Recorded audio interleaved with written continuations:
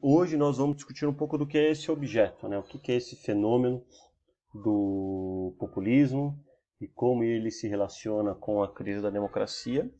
E depois nós iremos discutir um pouco suas causas, né?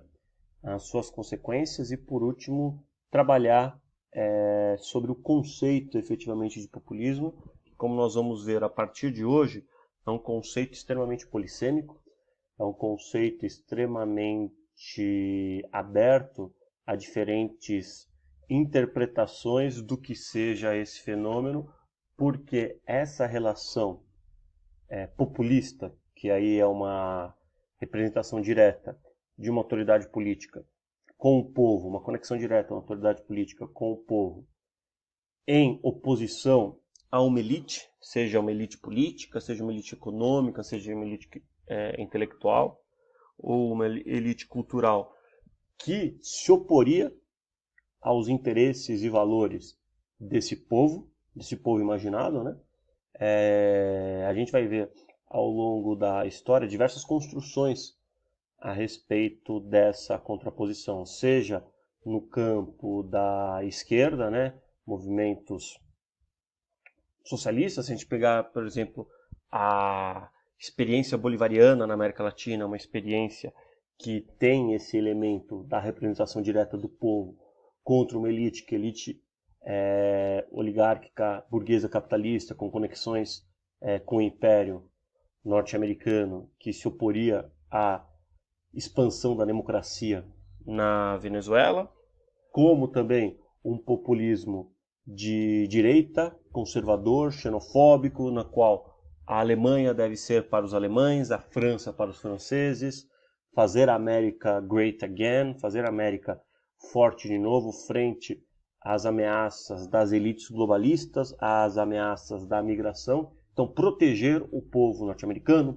proteger o povo francês, proteger o povo alemão, proteger o povo inglês contra as elites de Bruxelas, as elites da União Europeia. Podemos também pensar numa outra experiência do populismo que acontece na década de 90 na América Latina, relacionada com a inserção da agenda neoliberal e alguns líderes, o Collor no Brasil, mas a principal figura desse segundo movimento populista da América Latina é o Alberto Fujimori, o presidente do Peru, no qual o líder populista representa um povo que é trabalhador, consumidor, contra as elites oligopólicas e burocráticas, né? Se a gente pensar na figura da eleição do Collor em 1990, é a figura dos marajás, né? A luta contra os marajás, da corrupção, da burocracia protecionista associada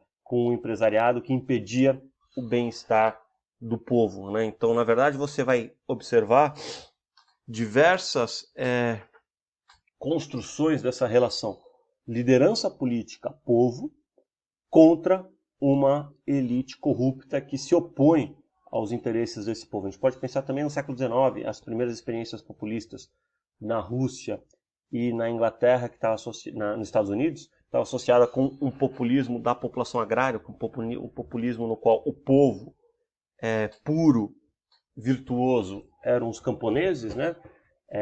Na Rússia, numa construção intelectual que sem grandes repercussões políticas, né? Porque os camponeses não tinham grande capacidade de mobilização na Rússia czarista do século XIX.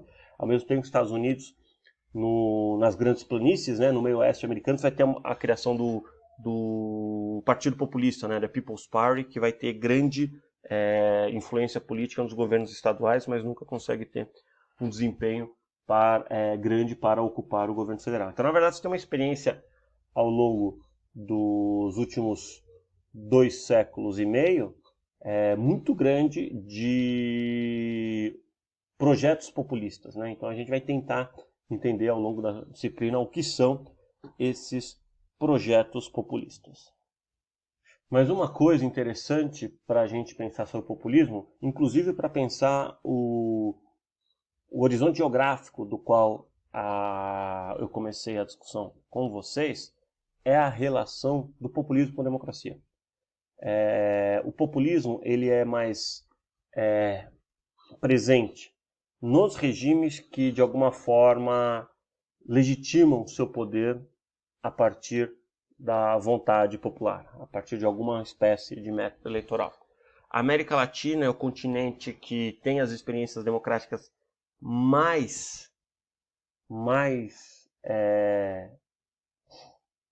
tem as experiências democráticas antes que boa parte do resto do mundo, se nós pensarmos não no calendário cronológico, mas no calendário de desenvolvimento econômico, né? Então, os países latino-americanos eles se democratizam com um PIB per capita muito menor do que o PIB per capita da América do Norte ou o PIB per capita da Europa, quando esses países se democratizam, né? Então, na verdade, a América Latina vem desde o século XIX fazendo experimentos democráticos e com grande estabilidade, né? Aparentemente com um pouquinho mais de consolidação no final da Guerra Fria, apesar de a gente observar alguns movimentos que vão contra essa direção, né? Acontecendo na Venezuela, acontecendo as tensões políticas que acontecem agora no Brasil, no Paraguai, né? Em diversos países aí que a democracia ainda tenta se consolidar de maneira plena, né? Mas aí na Europa e Estados Unidos também são grupos, na Europa e América do Norte, são regiões no qual a experiência democrática também ela é prevalente. Não à toa, quando a gente fala de populismo, a gente está pensando nessas três regiões. Não quer dizer que não existam experimentos populistas em outros países, mas boa parte desses movimentos acontecem onde há democracia. O populismo é uma sombra presente nas democracias, né? Governos que não são democráticos, regimes que não são democráticos, eles são menos afeitos ao populismo, porque o populismo tem como o seu elemento central a legitimidade do poder do povo. A legitimidade e a virtuosidade está concentrada no povo, não numa elite específica, não numa elite esclarecida. Então, há um componente essencialmente democratizante no populismo, e o populismo ele sempre irá operar à sombra das democracias. Ele sempre será uma sombra, melhor dizendo, nas democracias, porque a democracia parte desse pressuposto. A democracia é um conteúdo um pouco mais amplo, mas parte desse pressuposto que o poder deve estar nas pessoas, deve estar de alguma forma relacionada com a preferência das pessoas. Na definição do Robert Dahl, o governo democrático tem que ser responsivo às preferências populares. Como se dá essa responsividade? Aí é uma discussão bastante ampla, mas efetivamente você tem um elemento central baseando a legitimidade do poder no povo, tal qual existe no populismo. Então, na verdade, o populismo é um componente inseparável da democracia, com uma relação complexa, seja de fomentar e ampliar a democratização, como boa parte desses movimentos no século XIX e no início do século XX, no qual você demanda uma transferência maior de poder das elites para o povo, mas ao mesmo tempo coloca em ameaça a democracia tal qual ela é construída, as democracias representativas liberais, pois essas democracias apresentam dois componentes. De um lado, a representação de um povo, e do outro lado, a limitação do governo. A construção do projeto democrático começa no Iluminismo com a limitação dos regimes absolutistas do antigo regime, dos estados absolutistas do antigo regime, né? O primeiro passo para a construção de sociedades democráticas é a limitação do poder da autoridade política. E então a construção da democracia vai ser a construção de um novo regime baseado em dois pilares. De um lado, a representação popular, de outro lado, a limitação do poder. A partir do século XIX, esses dois componentes eles entram em tensão no construto desenvolvido por Alexis de Tocqueville e outros filósofos políticos da tirania na maioria. Os federalistas também falavam, décadas antes de Tocqueville, dessas ameaças, né? Que a possibilidade de que uma maioria tome decisões que ameacem os direitos de minorias. Minorias que podem ser minorias étnicas, minorias que podem ser minorias raciais, minorias que podem ser minorias de identidade, de gênero, religiosas, mas que, sobretudo, são as minorias proprietárias, né? A preocupação central da construção de direitos de proteção às minorias está baseado na ideia de proteção do direito de propriedade. Então, há uma tensão permanente nas democracias. Desde o século XIX, no século XX e no século XXI. Seria até melhor colocar aqui. Do século XIX ao século XXI. Que são a representação da vontade popular combinada com a existência de instituições que limitam a capacidade do governo realizar políticas públicas, que limitam o espaço de ação do governo sobre a sociedade. Então, o populismo ele vai ter duas grandes consequências para a democracia. De um lado, maior democratização, a exigência de responsividade ao demos, politização de temas que estavam fora do debate político, desde a construção do Estado de bem-estar social que estava fora do debate político no século XIX, ou o retorno à penalidade de morte, que é defendido pelos partidos, a pena de morte que é defendido pelos partidos populistas de direita hoje, que são temas que estão colocados fora do debate político, porque tem regimes internacionais que abolem essas medidas, então, na verdade, por questões de direito, questões técnicas, esse tema é posto fora do debate, como também a gente pode pensar política monetária na Europa, que é coordenada pelo Banco Central Europeu, ou política econômica em sentido largo, com a estrutura da globalização, que reduz muito o policy space, né, a possibilidade dos governos de plantão tomarem decisões. Então, na verdade, o populismo ele vai demandar, olha, eu quero debater isso. As elites não querem debater, mas eu quero debater isso. Eu quero trazer isso de volta ao debate público, ao escrutínio público. Por que o povo não pode decidir sobre isso? Por que o povo não pode decidir sobre a política monetária da Grécia? Por que o povo não pode decidir sobre a política fiscal do Brasil diante dos mercados internacionais? Por que o povo não pode decidir com o retorno da pena de morte ou a proibição do uso de símbolos islâmicos nas escolas francesas? Então, a politização de temas que estavam fora do debate. Então, tem um aspecto de maior democratização. Por outro lado, também tem um aspecto de maior desmobilização, porque mobiliza-se, mas, ao mesmo tempo, mobiliza-se dentro desses termos, da elite corrupta e do povo puro. Mobiliza-se radicalizando, mobiliza-se reduzindo o espaço para a construção de compromissos, uma vez que a divisão entre o povo puro e a elite corrupta não é uma divisão de interesses, é uma divisão de valores, é uma divisão moral. O representante do povo que realiza um compromisso com a elite, ele se corrompe nesse ato. Não há espaço, não há uma zona cinzenta de compromisso. Como é possível a gente pode pensar numa zona cinzenta de compromisso nas relações entre capital e trabalho? O capital pede uma coisa, quer mais lucros, o trabalho quer outra coisa, quer mais salários, e em algum ponto no meio eles conseguem acordar, olha, tá bom, nem vou conseguir todos os lucros que eu queria, nem vou conseguir todos os ganhos salariais do que eu queria, então a gente consegue construir um consenso. Não há um espaço para o consenso dentro da lógica populista. Então, podemos pensar que o populismo ele vai gerar essas tensões frente ao modelo que nós temos hoje, que é a democracia liberal, ou podemos pensar também a democracia representativa. A democracia liberal e a democracia representativa possuem dois componentes básicos. De um lado, a responsabilidade ao demos, do outro, a ideia do governo limitado. Em relação à responsividade ao demos, temos a representação popular e a competição pelo voto. A ideia da vontade geral russoniana, ou pelo menos a vontade da maioria, e o respeito à vontade da maioria, e a legitimação do governo, do poder, pela vontade da maioria. E, na famosa frase do presidente americano durante a Guerra Civil, o Abraham Lincoln, governo do povo, pelo povo, para o povo.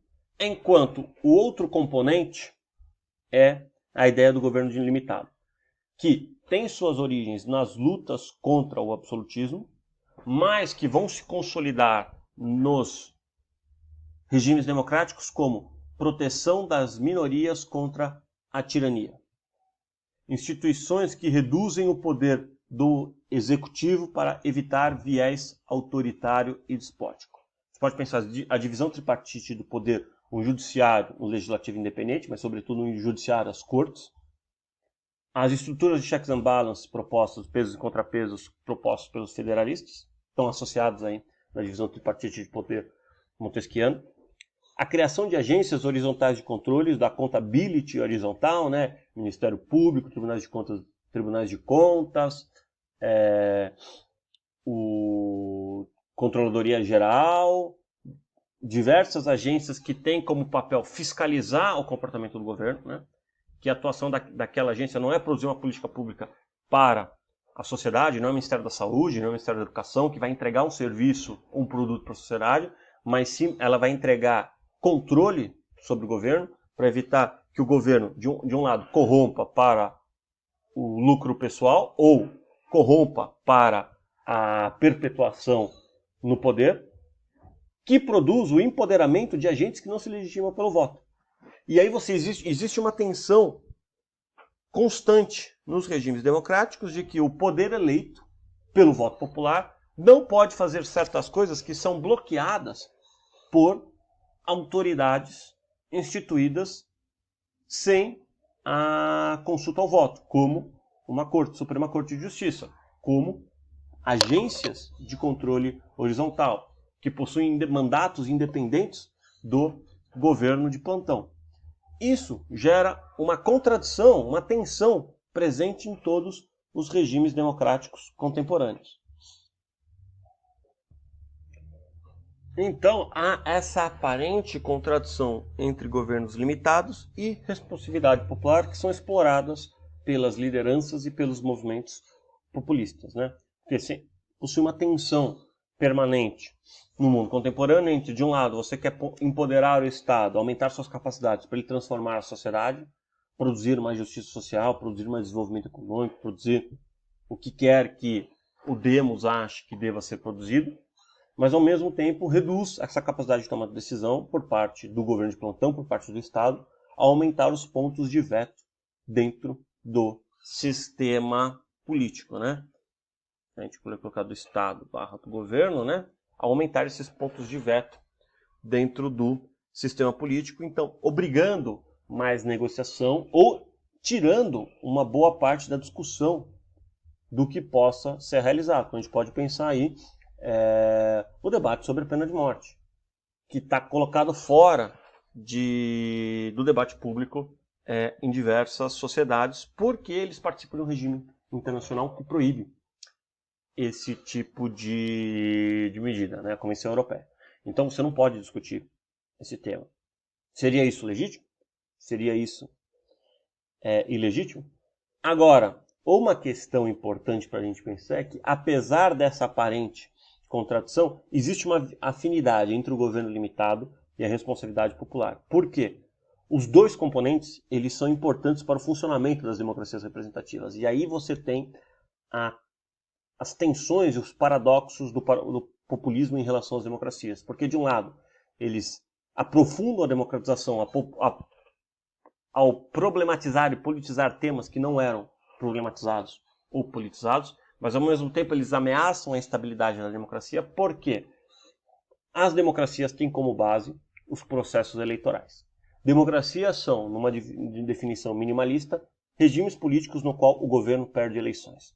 E para que o governo possa perder eleições, é necessário que essas eleições sejam livres e justas. Significa o quê? Que a oposição, de fato, tenha chance de vencer essa eleição. Haja incerteza ex ante, que você não sabe quem vai ganhar a eleição, como no caso brasileiro, ali, às vésperas das eleições de 2018, a gente não tinha certeza de quem ia ganhar. A gente podia ter um palpite, bem informado, mas não havia certeza, poderia sair uma surpresa das urnas. E uma certeza ex post. Se você ganhar a eleição, você leva o poder. Você vai ocupar o cargo que estava em disputa. Você tem vários países, né, no qual, uma vez que o governo ele perde a eleição deixa de valer. Isso significa que essas eleições elas não são livres e justas. Ou você não tem um ambiente anterior de disputa do processo eleitoral no qual a oposição de fato tem a chance de vencer, né? Você pode pensar como acontece na Rússia de Vladimir Putin, no qual toda a liderança de oposição que desponta como uma ameaça à sua permanência no poder, de alguma forma é impedida de participar da competição política. Então, temos esses dois componentes, no final das contas, eles se retroalimentam. Para que as eleições sejam livres e justas e representem a vontade da população, elas precisam da proteção dos direitos de minoria. Porque a proteção dos direitos de minoria se reflete na capacidade da oposição se opor livremente ao governo da maioria, apresentando críticas e contraproposições que possam ser postas à prova no escrutínio eleitoral. Então, para que as eleições sejam efetivamente justas, é necessário que haja liberdade de imprensa, judiciário independente, Estado de Direito, Rule of Law. E até hoje, todas as tentativas de construção de democracia sem proteções contra a tirania da maioria fracassaram. Não existe aí nenhum projeto que se disse democrático e que representava a vontade da maioria, mas pela defesa da vontade da maioria abolia os direitos da minoria, que não acabou degringolando em regimes autoritários ou autoritarismos eleitorais, que é o conceito mais presente aí para pensar regimes como a Hungria do Viktor Orbán, no qual efetivamente você tem processos eleitorais, mas esses processos eleitorais eles não são mais justos.